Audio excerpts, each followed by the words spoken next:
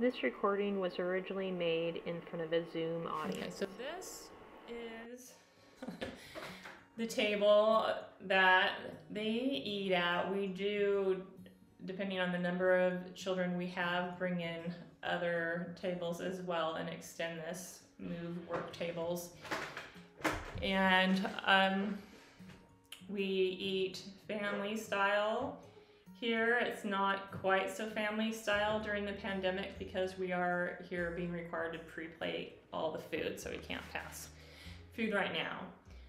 But generally, this is where we eat our whole meal together, our main meal of the day, where we have a fruit, a vegetable, a grain, and some type of protein.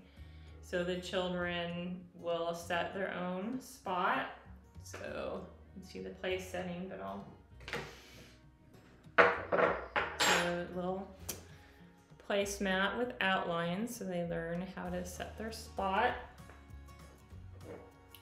And little cups, which get bigger as our children age and they get thirstier. But it's nice to have, when they're learning to set their spot, to have some items that are breakable so they can learn to be careful. You might have, according to your school's culture or what you can feel relaxed around, have, the plate breakable too, or just the glass, but something that they learn to handle with care. And ceramic's nice because it doesn't shatter so much, or tempered glass or something really designed for children, so that doesn't break into a lot of pieces. It just breaks into a couple pieces, and then they can be involved in cleaning that up too. And it just helps them learn to be more careful. So when we eat family style,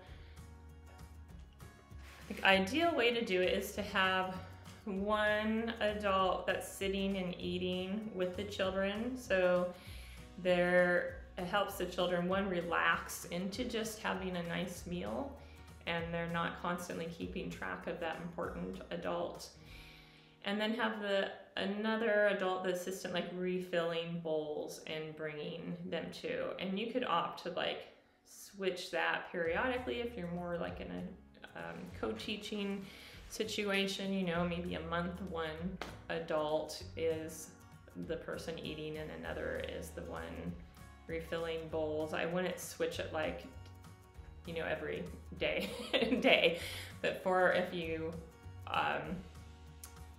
do it that way, it is nice to just have one adult just always relaxed and not getting up and just modeling good manners, because if the adults are getting up and down from the table, the children, to get up and down from there. But you can put tables together like a V, so that one adult is kind of in the middle, so that he or she can more easily reach everyone and be close to the children when they're younger, to give them more support when they're not, truly passing a bowl yet, or they need help peeling an egg, that sort of thing, that you can kind of reach everybody without having to get up and move yourself. Or some of you probably have those U tables and things like that.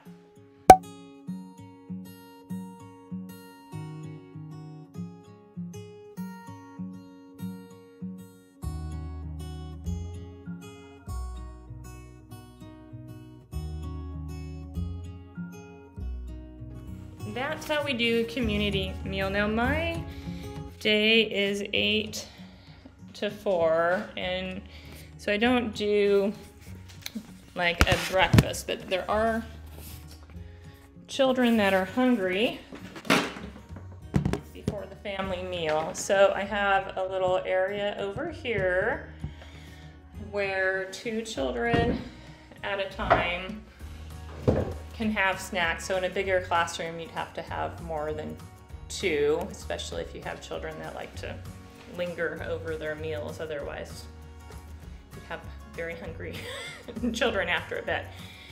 So it's a little table that they can sit on. They have aprons on a hook over here.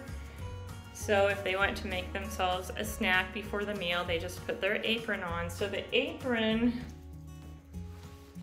has a few purposes. One is to protect their clothing, but two, to show their beginning of work. So I have an apron, I'm going to do food work. I'm going to put the apron on, and signifies the beginning of the work and then being done after you've washed your hands, after you eat and put all the dishes away. It signifies you're over when you hang it back up. It also serves to say when snack is available. So there's two aprons. If there's not an apron, that means you have to wait till a child is done. So it's a way to stop kind of a mad rush for a chair or for the work. Like, you have to have apron. It's very clear limit, so that freedom within limits. The apron is a limit for snack. So I did post a video with just some examples of food prep that you can watch, snacks you might consider offering.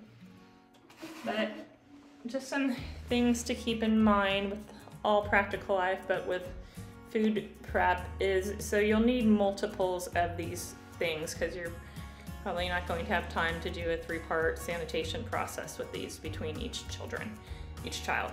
So you'll need several juicers for orange juicing, several bowls, even now several trays out. So I usually have 2. Again, I only have usually 10 children. I have 2 options out for snack. You might need more in those larger classrooms. It might be something generally we don't have 2 of work, but when it comes to food, just they need to eat. You might want to do, 2 orange juicing, 2 grape plucking, 2 egg slicing, or you could have 6 different things, but make things easy on yourself when you could. So.